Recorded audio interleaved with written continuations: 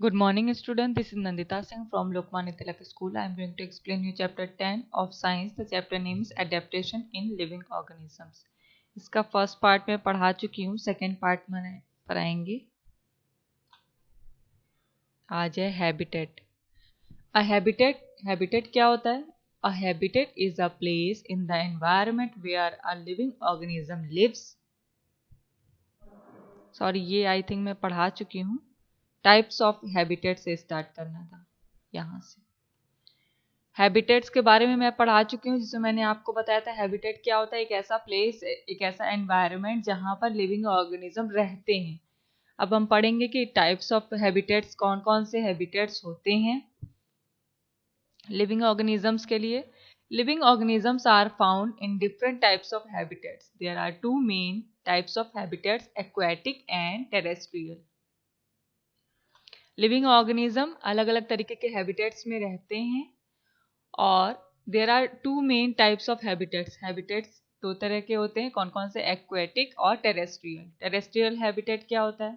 The surface of land serves as terrestrial habitat. A wide variety of plants and animals live on land.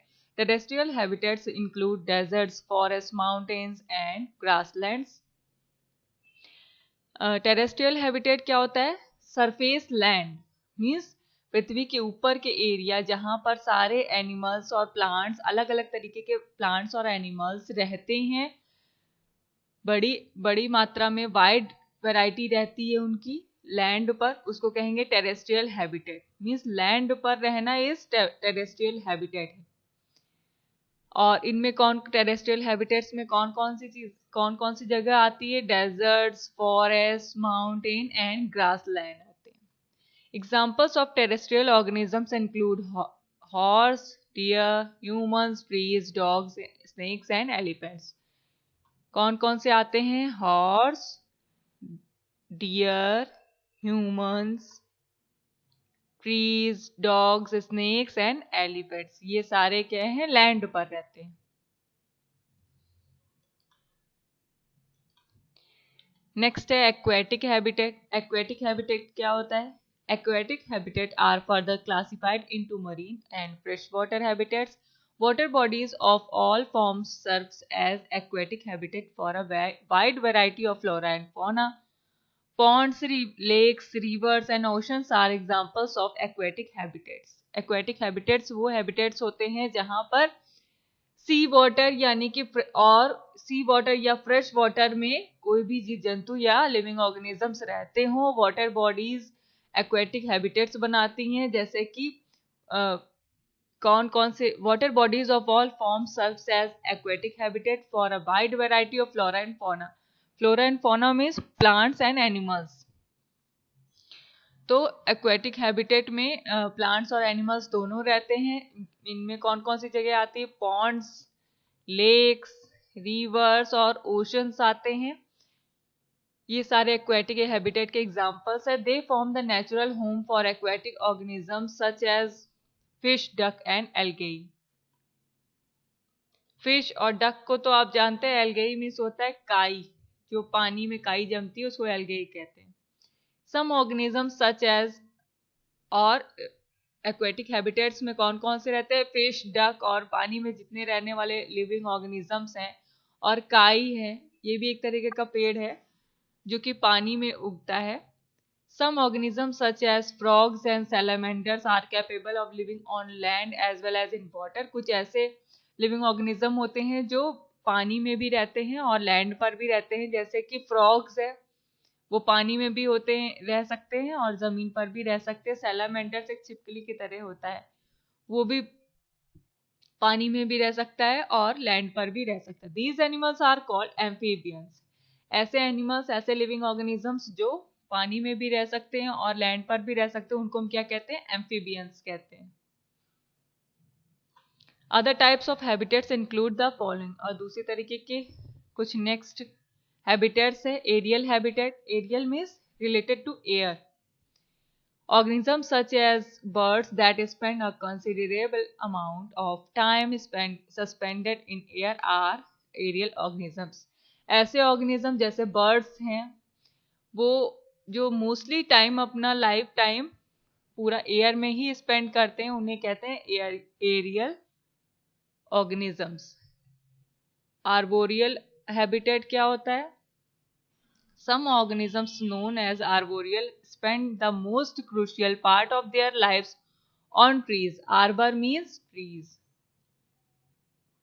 For example, bird may come to land and fly in the air, but most of them build nests on trees.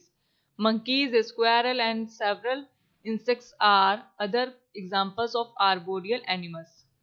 Arboreal animals यानी कि ऐसे ऐसे living organism जो कि most अपना life का mostly time tree पर spend करते हो। आर्बर मीन्स होता है ट्रीज, जैसे कि बर्ड्स हैं जो कि एयर में रहती हैं, लैंड पर भी रहती हैं, लेकिन अपना मोस्टली टाइम वो ट्रीज पे नेस्ट बना करके स्पेंड करती हैं। मंकीज हैं, स्क्वायरल हैं, और भी बहुत सारे इंसेक्ट्स होते हैं जो कि पेड़ों पर रहते हैं। नेक्स्ट है adaptations. The organisms that live in a particular habitat may not be able to survive in another type of habitat. The organisms that live on a particular habitat may not be able to survive in another type of habitat.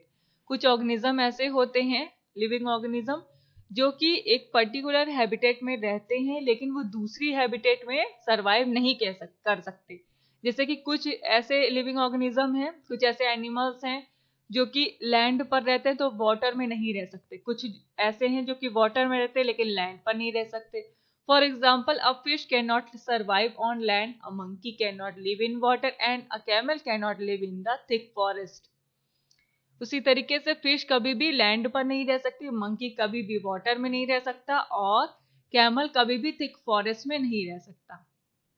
All living organisms have certain specific features that enable them to survive successfully in a particular habitat. और जितने भी living organisms होते हैं उनकी specific features होता है जो कि एक स्पेसिफिक एनवायरनमेंट में ही वो सरवाइव कर सकते हैं। Some features that enable an organism to adjust or adapt to its surroundings are called adaptive features and adaptations. और ऐसे फीचर्स जो उनको इनेबल करते हैं अपने एनवायरनमेंट में एडजस्ट करने के लिए, सराउंडिंग्स में एडजस्ट करने के लिए, ऐसे ऑर्गेनिजम्स को अडेप्टिव, उनके फीचर्स को अडेप्टिव फीचर्स या अडेप्टेशंस कहते हैं। Hence a fish is adaptive to live in water, a monkey on tree and a camel in a desert. इसीलिए कुछ फिश हैं, फिश जो है वो वाटर में रहने के लिए अडेप्टेड है, मंकी ट्री पर रहने के लिए अडेप्टेड है, और कैमल डेजर्ट में रहने के लिए अडेप्टेड है। Adaptation for terrestrial habitats. Deserts. Deserts means रेगिस्तान। A desert is a region with scanty rainfall less than 25 centimeter annually. It is usually very hot during the day with temperatures soaring above 50 degrees Celsius and cold at night with temperatures dipping to as low as 0 degree Celsius. Desert एक ऐसा reason है जहां सबसे कम rainfall होता है, less than 25 centimetre annually. It is usually very hot, यहाँ पर बहुत ज्यादा गर्मी रहती है और दिन में इनका टेम्परेचर बढ़ करके 50 डिग्री सेल्सियस हो जाता है और रात में घट करके 0 डिग्री सेल्सियस हो जाता है। Deserts have sparse vegetation and very little animal population. यहाँ पर क्योंकि यहाँ की वनस्पति, यहाँ पेड़ पौधे बहुत कम उगते हैं और यहाँ इसीलिए यहाँ जो एनिमल रहते हैं वो बहुत कम, एनिमल की जो पॉपुलेशन है वो बहुत कम होती है डेजर्ट्स में। The plants and animals that live here have adapted to typical desert conditions. Plants such as cacti and acacia grow in deserts. कुछ प्लांट्स और एनिमल्स जो यहाँ रहते हैं वो इस एरिया के रेगिस्तान के डेजर्ट के सराउंडिंग को अडेप्टेड होते हैं, वही यहाँ पर रह सकते हैं। जैसे कि कैक्टी यानी कैक्टस और एकेशिया एक ऐसे प्लांट हैं जो कि सिर्फ डेजर्ट में ही ग्रो कर सकते हैं, इन्हें ज्यादा पानी की जरूरत नहीं पड़ती है। Camel, kangaroo, rat, desert snake are common animals found in desserts.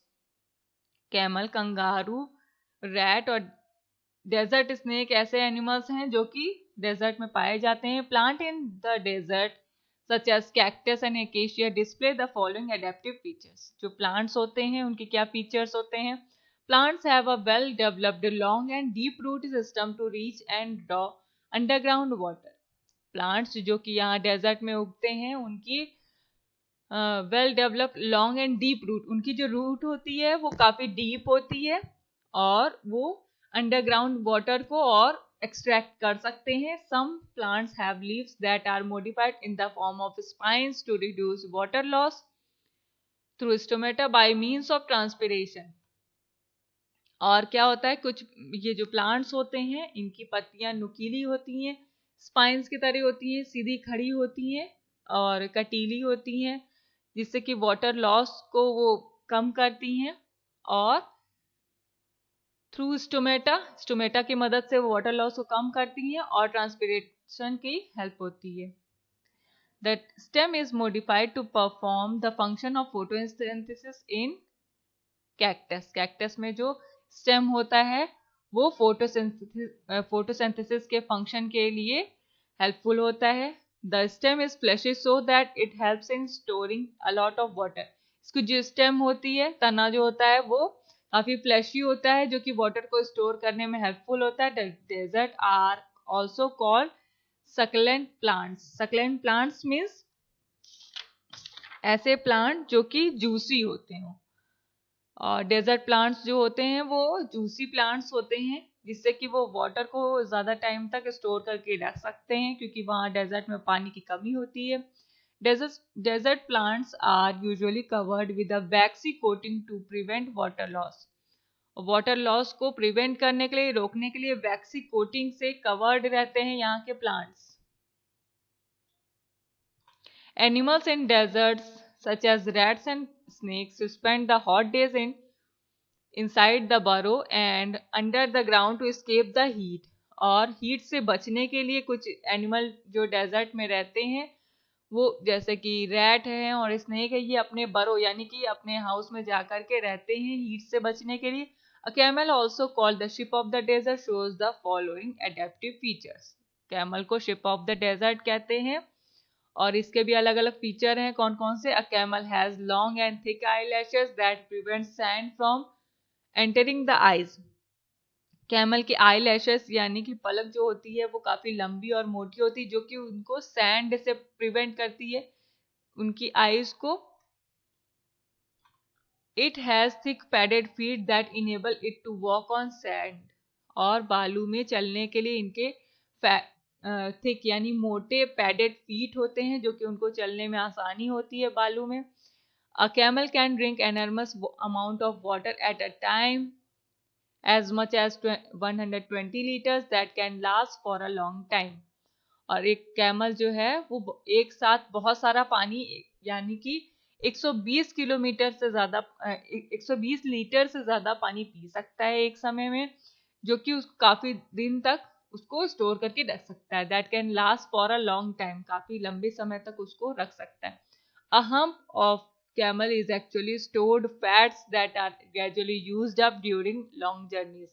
As fat gets used, the hump reduces in size. It regains its original shape after the camel eats food again. और hump जो होता है, जो उनके कंधे पर होता है, ये इसमें वो अपने फैट को स्टोर करके रखते हैं और काफ़ी लंबी लॉन्ग जर्नी के लिए वो उसको रखते हैं. और जब वो रिड्यूस होने लगता है उसमें से फैट तो वो नीचे होने लगता है, कम होने लगता है वो जो हम्प निकला रहता है, और फिर दोबारा से वो खाना खाते हैं और उसको रिगेन करते हैं. It has an exceptionally long large intestine to absorb all the water from the food that it eats. और जो भी खाना ये खाते हैं उसमें से जितना भी वाटर होता है वो अब्सॉर्ब करने के लिए इनकी इंटेस्टाइन बहुत हेल्पफुल होती है. बहुत लॉन्ग और लार्ज इंटेस्टाइन होती है. It has thick skin to keep the heat away. और इनकी बॉडी से हीट हटाने के लिए, कम करने के लिए इनकी स्किन बहुत थिक होती है, मोटी होती है. To conserve water a camel does not sweat and pass out highly concentrated urine in minimal quantity. और क्या होता है कि अपने बॉडी से वाटर को सेव करके रखने के लिए कैमल ना तो ज्यादा स्वेट यानी कि ना तो वो ज्यादा स्वेट एक्सट्रैक्ट करते हैं, ना तो ज्यादा पसीना निकलता है, और ना वो यूरिन को ज्यादा पास आउट करते हैं, ज्यादातर क्वांटिटी पानी की सेव करके रखते हैं। Many desert animals including the kangaroo rat live in burrows which keep them cool. बहुत सारे डेजर्ट एनिमल जो कंगारू और रैट होते हैं वो अपने बरो यानी कि अपने हाउस में रहते हैं अपने आप को गर्म से बचाने के लिए। They usually come out at night when the temperature are low. जब रात में टेम्परेचर कम होने लगता है तो वो रात को निकलते हैं। A kangaroo rat does not need to drink much water since water is produced inside its body during oxidation of food. और जब फूड का ऑक्सीडेशन होता है तब उनकी बॉडी में वाटर प्रोड्यूस होता है जिसको कि वो सेव करके रखते हैं और उन्हें ज्यादा पानी पीने की जरूरत नहीं पड़ती। The desert food such as seeds generally have a lot of water stored in them. और डेजर्ट फूड और सीड्स जो होते हैं उनमें भी बहुत सारे पानी की मात्रा पाई जाती है। Now I'm going to end this class. Good day.